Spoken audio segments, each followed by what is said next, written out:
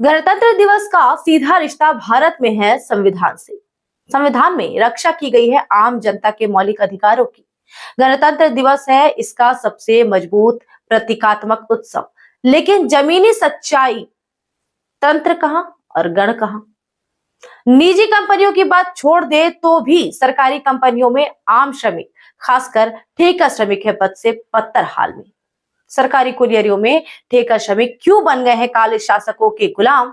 आज होगी चर्चा इसी मुद्दे पर। जुड़ चुके हैं आप आर्थिक धारा के साथ। अभिवादन स्वीकार करें, मैं हूं श्वेता पांडे। आप सभी को 76वें गणतंत्र दिवस की अग्रिम बधाइयां। चैनल को सब्सक्राइब कर लें, फिर शुरू करते हैं आज का मुद्दा। संवैधानिक लोकतंत्र के मौलिक मूल्यों में शामिल है मानव गरिमा, शामिल है प्रत्येक व्यक्ति का महत्व, सर्वोच्च जोर है उनके अधिकारों पर, शामिल है इनमें मूल अधिकार जिनकी सुरक्षा है सरकार का प्राथमिक लक्ष्य। इनमें है शामिल जीवन, स्वतंत्रता, संपत्ति, रोजगार, स्वास्थ्य और शिक्षा। देश में गणतंत्र को लेकर होती है बड़ी बड़ी बातें, लेकिन जमीनी सच्चाई है बिल्कुल अलग। गण और तंत्र के बीच ना पटने वाली हो गई है खाई। जीवन के हर पहलू में दिखता है ये स्पष्ट, लेकिन हम चर्चा करेंगे सरकारी कोलियरियों में ठेका श्रमिकों की, जिनकी हालत है गुलामों से भी बदतर। बने रहिएगा वीडियो में अंत तक, क्योंकि यहाँ खुलेगी कलई उन कानूनों की जिनकी दुहाई देते नहीं थकते हुक्मरान। खुलासा होगा उनकी भूमिका का भी, जो श्रम कानूनों को लागू करने के है सिपह सलार। बेनकाब होगा उनका चेहरा भी, जो बनते हैं मसीहा श्रमिकों के, यूनियनों के है जो शहंशाह। इमरजेंसी घोषित करने के लिए पूरी कैबिनेट की सहमति आवश्यक होती है। इंदिरा जी, मैं ही कैबिनेट हूँ राष्ट्रपति जी। इमरजेंसी पर बनी फिल्म की इन दिनों खूब हो रही चर्चा। देश में इन दिनों लगा हुआ है अघोषित आपातकाल। इसके पहले तत्कालीन प्रधानमंत्री इंदिरा गांधी ने लगाया था आपातकाल। गिरफ्तार होने वाले विपक्षी नेताओं में शामिल थे अटल बिहारी वाजपेयी भी। 21 माह जेल में रहने के बाद हुए रिहा, तो बयां किया था हालाते हिंद। बाद मुद्दत के मिले हैं दीवाने, कहने सुनने को बहुत है अफसाने। खुली हवा में जरा सांस तो ले लें, कब तक रहेगी आजादी कौन जाने। लौटते हैं गणतंत्र दिवस की ओर। 15 अगस्त 1947 को भारत बना स्वतंत्र राष्ट्र। यह तारीख तय की थी लॉर्ड लुई माउंटबेटन ने। देश के पास नहीं था अपना कोई संविधान। सामान्य कानून प्रणाली संचालित होती थी भारत सरकार अधिनियम 1935 के संशोधित संस्करण पर, जिसे लागू किया था ब्रिटिश सरकार ने। आजादी के 2 सप्ताह बाद डॉक्टर BR अंबेडकर की अध्यक्षता में बनी भारतीय संविधान मसौदा समिति 26 नवंबर 1949 को हुआ ये तैयार। 2 माह बाद 26 जनवरी 1950 को लागू हुआ संविधान।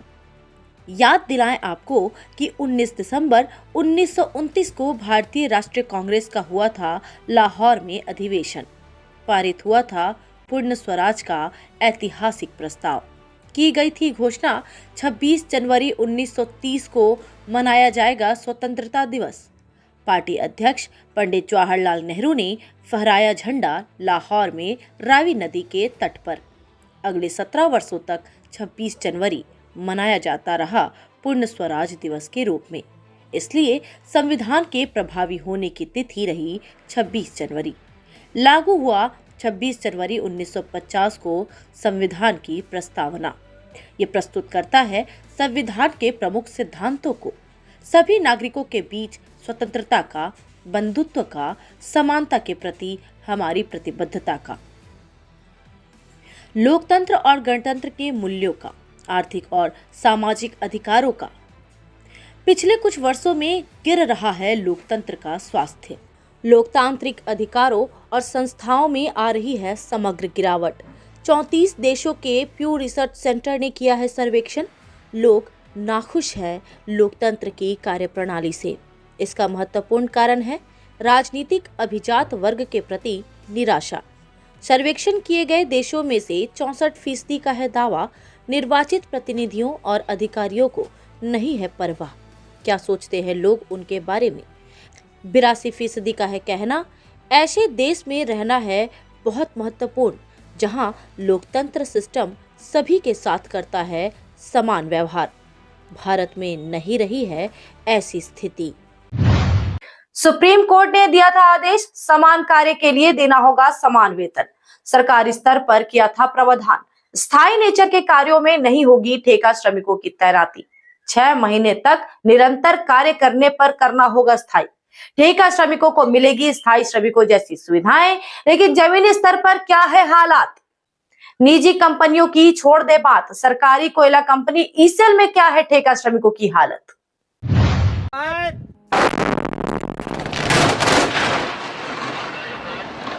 ईसीएल में राष्ट्रीयकरण के समय से ही कार्यरत है ठेका श्रमिक, लेकिन उनकी संख्या थी कम। सीमित क्षेत्रों में होती थी उनकी तैनाती। पर साल 1991 में लागू हुई नई उदार नीति, तेजी से बदल गई हैं परिस्थितियां। इस समय कोल इंडिया की सभी सब्सिडरी कोयला कंपनियों में 65% उत्पादन करते हैं ठेका श्रमिक। निजी कंपनियों के संचालित खदानों में है 100% ठेका श्रमिक। 31 मार्च 2014 को जारी हुआ था आंकड़ा। कोल इंडिया में थे 69,267 ठेका श्रमिक। ये संख्या थी खनन क्षेत्र में कार्य करने वाले ठेका श्रमिकों की, जो पूरी संख्या की है आंशिक। खनन क्षेत्र से बाहर कार्य करते हैं हजारों। इस समय नहीं जारी होते आंकड़े। भूमिगत खदान, खुली मैदान, सरफेस, ट्रांसपोर्टिंग और सिक्योरिटी में कार्य करते हैं ठेका श्रमिक। ईसीएल में घटते जा रहे स्थायी श्रमिक, उत्पादन बढ़कर हो गया 7 गुना से अधिक। सारा क्रेडिट है ठेका श्रमिकों का। साल 2006 तक ठेका श्रमिकों की दैनिक मजदूरी थी 100 रुपए से कम। महीने में 20 दिन से भी कम कार्य, ना पे स्लिप, ना ईएसआई, ना पीएफ, ना आइडेंटिटी कार्ड। ठेकेदार के रहमो करम पर भुगतान। अधिकार संगठन ने शुरू किया आंदोलन। लंबा दौर चला धरना, प्रदर्शन और हड़ताल जैसे आंदोलनों का। बढ़ता गया ठेका श्रमिकों पर हमला, हटाए गए कार्य से की गई डंडों द्वारा उनकी पिटाई, लादे गए कई फर्जी मुकदमे, नेता भेजे गए जेल। शुरुआती दौर में उदासीन रहे स्थापित ट्रेड यूनियन नेता, लेकिन जीत हुई ठेका श्रमिकों की। मिला हाजिरी रजिस्टर, काउंटर भुगतान और परिचय पत्र भी। मैनेजमेंट ने यूनियन नेताओं के साथ मिलकर गठित की ठेका श्रमिकों के लिए हाई पावर कमेटी। पहली बार 1 जनवरी 2013 को जारी हुई दैनिक मजदूरी, वह भी 4 वर्गों में। अनस्किल्ड के लिए 1007 रुपए, सेमी स्किल्ड के लिए 1045 रुपए और स्किल्ड के लिए 1084 रुपए, तो हाई स्किल्ड के लिए 1122 रुपए। संशोधित होती रहती है ये दरें, लेकिन नहीं होता इनका कभी भी सही भुगतान। मांगने पर नौकरी गंवानी पड़ती है ठेका श्रमिकों को। ईसीएल अधिकारी रहते हैं उदासीन, स्थापित यूनियन निष्क्रिय, श्रम विभाग के अधिकारी लाचार और ठेकेदार लगे रहते हैं शोषण में, लूट में। सभी स्टेक होल्डरों के पास पहुंचती है लूट की राशि। नहीं होती ठेका श्रमिकों की कोई सुरक्षा, नहीं दी जाती उन्हें कोई ट्रेनिंग। अक्सर शिकार होते हैं दुर्घटनाओं के, या तो जाती है जान या फिर दिव्यांग बनते हैं पूरे जीवन के लिए। नहीं मिलता उचित मुआवजा, शुरुआती तौर पर दिखावे के लिए ही सही। Supreme court, labour court, tribunal के थे कुछ निर्णय आदेश, जिनके आधार पर ठेका श्रमिक लड़ते थे अपनी लड़ाई। लेकिन नरेंद्र मोदी सरकार ने रद्द कर दिया इन सभी आदेशों को। लागू कर दिया 4 लेबर कोड, जिनमें नहीं है ठेका श्रमिकों के लिए कोई स्थान, नहीं है उन्हें यूनियन का अधिकार, नहीं है हड़ताल तक करने की आजादी। सब कुछ कर दिया गया है मालिकों की मनमर्जी के हवाले। ठेका श्रमिकों की नहीं होती गणना तक, मानो वे इंसान ना होकर गुलाम हो। राजाओं के, जमींदारों के, गुलामों की नहीं होती गणना, क्योंकि नहीं माने जाते वे इंसान। श्रमिकों की इस स्थिति पर क्या कहती है ईसीएल ठेका श्रमिक आसनसोल दुर्गापुर अधिकार यूनियन नेत्री সুদীপ্তা পাল? কয়লা খনিতে প্রচুর পরিমাণ ঠিকা শ্রমিকরা কাজ করে। সেই ঠিকা শ্রমিকদের অত্যন্ত কম মজুরি দেওয়া হয়, পাশাপাশি ঠিকা শ্রমিকদের কাজের কোনো নিরাপত্তা নেই। এই শ্রমিকরা কয়লা খনিতে প্রায় 70% উৎপাদনের সাথে যুক্ত। আন্ডারগ্রাউন্ডে যেমন প্রচুর পরিমাণ মাইনিং কাজের সাথে ঠিকা শ্রমিকরা যুক্ত, পাশাপাশি ওসিবির পুরো প্রোডাকশনটাই ঠিকা শ্রমিকদেরকে দিয়ে করানো হয়। কিন্তু এই ঠিকা শ্রমিকদের আন্দোলনের চাপে কোল ইন্ডিয়া 5টা ট্রেড ইউনিয়নের সাথে চুক্তি করে একটা হাইপার কমিটি মজুরি ঠিক করে। তার মধ্যে দিয়ে ঠিকা শ্রমিকদের মজুরি বাড়লেও কয়লা খনিতে ঠিকা শ্রমিকদেরকে দিয়ে বিভিন্ন কাজ করানোর বৈধতা পেয়ে গেল কোল ইন্ডিয়া। এই হাইপার কমিটির মজুরি বর্তমানে 1250 টাকা অদক্ষ শ্রমিকদের জন্য এবং অতিদক্ষ শ্রমিকদের জন্য 1345 টাকা। কিন্তু অধিকাংশ কলিয়ারিতেই শ্রমিকদের এই মজুরি দেওয়া হয় না। আমাদের আন্দোলনের ফলে ইসিএল ঠিকা শ্রমিক অধিকার ইউনিয়নের আন্দোলনের ফলে পাটমোহনা এবং কালিদাসপুর দুটো কলিয়ারিতে এই মজুরি দেওয়া হচ্ছে। কিন্তু বেশিরভাগ জায়গায় শ্রমিকদেরকে এখনও 300 350 টাকা থেকে শুরু করে 600-700-র মধ্যেই মজুরি দিয়ে কাজ করানো হয়। তাদের কাজের জায়গায় কাজের যেমন কোনো নিরাপত্তা নেই, তেমনি তাদের জন্য যে সুযোগ সুবিধাগুলো রয়েছে মেডিকেল কার্ড থেকে শুরু করে পিএফের সুবিধা কিছুই তারা পায় না। আন্দোলনের ফলে সিএমপিএফ শ্রমিকদের জন্য তৈরি হলো, সেই পিএফের পয়সা ঠিকাদাররা জমা দেয় না। ঠিকাদাররা বর্তমানে কোল মাইন্স প্রভিডেন্ট ফান্ডের বদলে তাদেরকে ইপিএফে শিফট করতে চাইছে। তার ফলে তারা যেমন পেনশনের সুযোগ সুবিধা থেকে বঞ্চিত হবে, তেমনি তাদের সিএমপিএফে যে সঠিক পরিমাণ টাকা জমা করতে হতো সেটা করতে হবে না। তা অনেক কম টাকা জমা করে তারা পার পেয়ে যাবে। বর্তমানে ঠিকা শ্রমিকরা এই যে কঠিন পরিস্থিতির মধ্যে দিয়ে যাচ্ছে এবং আস্তে আস্তে শ্রমিকরা সংগঠিত হচ্ছে, শ্রমিকরা লড়াই করে তাদের মজুরি আদায়ের জন্য সংগঠিত হচ্ছে এবং এই লড়াইয়ের মধ্যে দিয়েই ঠিকা শ্রমিকদের একমাত্র সম্ভব অধিকারগুলো আদায় করা। ऐसे हालात सिर्फ सरकारी कोलियरियों में नहीं, निजी कोलियरियों और कारखानों में है स्थिति इससे भी अधिक भयावह। फिर कभी करेंगे उनकी चर्चा, लेकिन गणतंत्र दिवस के आलोक में ये जमीनी सच्चाई से अवगत होना है जरूरी। कल होने वाले परेड में आम जनता को मिली है प्राथमिकता। किए जा रहे हैं बड़े बड़े दावे, बड़ी बड़ी घोषणाएं, बुलाए जा रहे हैं हजारों आम लोग, लेकिन जमीनी हकीकत देखने की जरूरत है किसको?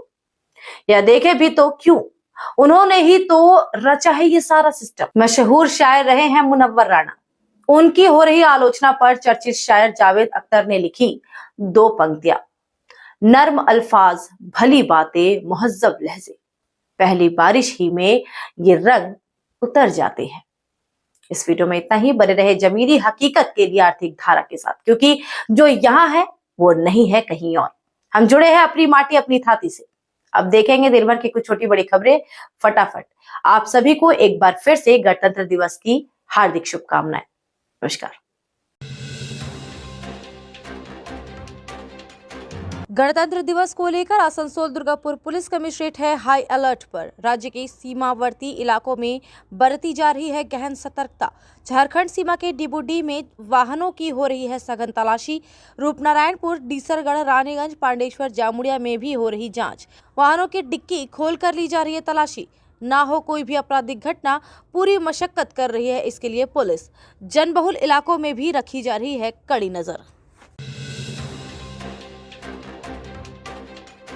कुल्टी थाना पुलिस की न्यामतपुर पुलिस चौकी को मिली बड़ी सफलता। हथियारों के साथ गिरफ्तार किए गए 7 अपराधी। दिशा रेड लाइट एरिया में की गई छापेमारी। 1 राइफल, 1 पिस्टल और कारतूस की हुई बरामदगी।